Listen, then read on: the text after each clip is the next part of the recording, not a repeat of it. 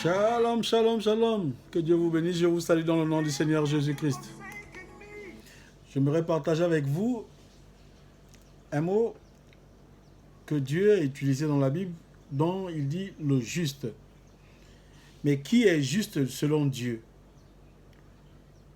Est-ce que le juste, c'est seulement ceux qui vont à l'église et que l'on peut appeler juste? Maintenant, regardez ce que Dieu entend par juste. Parce que pour les hommes, nous avons une autre appréhension du juste. Mais pour Dieu, qui est juste selon Dieu? Regardons dans la parole de Romains 1 au verset 17. La Bible dit que le juste vivra par la foi. Le juste doit vivre par la foi. Alors celui qui est juste, s'il ne vit pas par la foi, pour Dieu, il n'est pas juste. Celui que Dieu appelle juste, c'est celui qui vit par la foi. Alors nous allons comprendre que cela veut dire que Dieu reconnaît les êtres humains comme justes lorsque ces êtres humains croient en lui. Amen. Alors, dès que ces êtres humains croient en Dieu, Dieu les reconnaît comme justes. D'accord? Mais il y a un autre souci, c'est que vivra par la foi. Mais la foi, qu'est-il alors? Pour mieux comprendre le juste. Celui qui est juste, c'est celui qui vit par la foi. Mais la foi, c'est quoi? Et dans le livre de Romains 10, verset 17, on dit, mais la foi que l'homme doit avoir, la foi que chaque être humain doit avoir, que chaque croyant doit avoir, doit venir forcément de la parole de Dieu.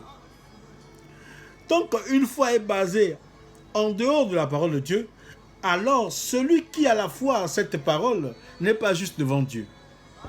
C'est pourquoi il dit que le juste vivra par la foi. Mais quelle foi? La foi qui s'appuie sur la parole de Dieu.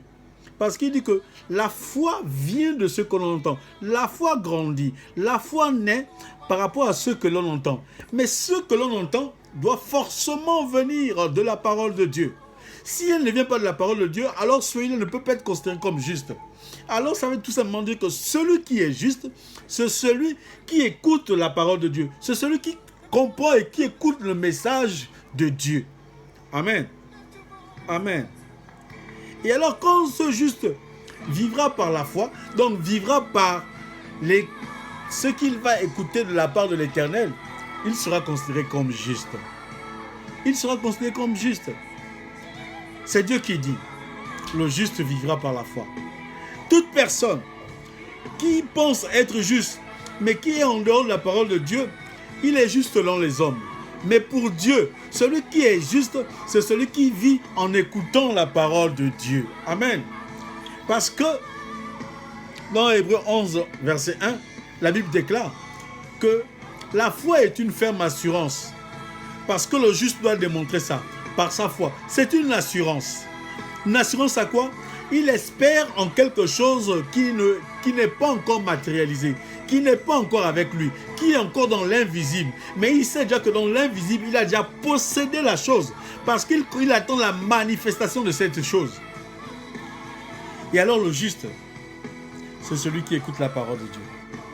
Le juste, c'est aussi celui qui, lorsqu'il pense à quelque chose, il pense à une chose qui n'existe pas, il doit voir cette chose se manifester. Et dès que ça arrive à ce niveau, alors Dieu dit, voici un juste. Alors on comprend une chose, que Dieu ne regarde plus, par exemple, aux erreurs des hommes, aux fautes des hommes. Parce que pour Dieu, lui-même encore, il savait. Il dit, celui que je considère comme juste, celui-là aussi fera des erreurs. Oui, parce que dans sa parole, il dit, le juste va tomber 7 fois. Mais 7 fois, il va se relever. Parce que pour Dieu, le juste ne peut pas demeurer dans l'erreur. Le juste ne peut pas demeurer dans la faute. Le juste ne peut pas demeurer dans l'incapacité à se relever. Il doit forcément se relever.